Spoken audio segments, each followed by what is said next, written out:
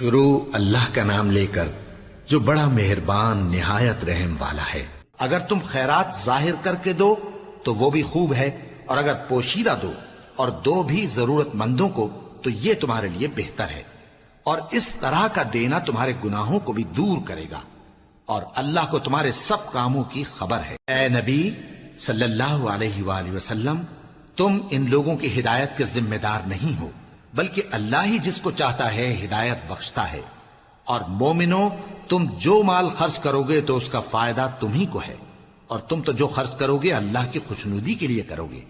اور جو مال تم خرچ کرو گے وہ تمہیں پورا پورا دے دیا جائے گا اور تمہارا کچھ نقصان نہیں کیا جائے گا۔ اور ہاں، تم جو خرچ کرو گے تو ان حاجت مندوں کے لیے جو اللہ کی راہ میں رکے بیٹھے ہیں اور ملک میں کسی طرف جانے کی طاقت نہیں رکھتے اور مانگنے سے آر رکھتے ہیں، یہاں تک کہ نہ مانگنے کی وجہ سے ناواقف شخص ان کو تونگر خیال کرتا ہے، اور تم قیافے سے ان کو صاف پہچان لو کہ حاجت مند ہیں، اور شرم کے سبب لوگوں سے منہ پھوڑ کر اور لپٹ کر نہیں مانگ سکتے۔ اور تم جو مال خرچ کرو گے کچھ شک نہیں کہ اللہ اس کو جانتا ہے۔ جو لوگ اپنا مال رات اور دن اور پوشیدہ اور ظاہر اللہ کی راہ میں خرچ کرتے رہتے ہیں، ان کا صلہ ان کے پروردگار کے پاس ہے، اور ان کو قیامت کے دن نہ کسی طرح کا خوف ہوگا اور نہ غم۔ جو لوگ سود کھاتے ہیں وہ قبروں سے اس طرح حواس باختہ اٹھیں گے جیسے کسی کو جن نے لپٹ کر دیوانہ بنا دیا ہو، یہ اس لیے کہ وہ کہتے ہیں کہ سودا بیچنا بھی تو نفع کے لحاظ سے ویسا ہی ہے جیسے سود لینا، حالانکہ سودے کو اللہ نے حلال کیا ہے اور سود کو حرام۔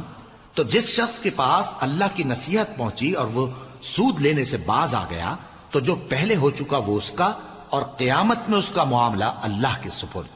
اور جو پھر لینے لگا تو ایسے لوگ دوزخی ہیں کہ ہمیشہ دوزخ میں جلتے رہیں گے۔ اللہ سود کو نابود یعنی بے برکت کرتا اور خیرات کی برکت کو بڑھاتا ہے، اور اللہ کسی ناشکر گناہگار کو دوست نہیں رکھتا۔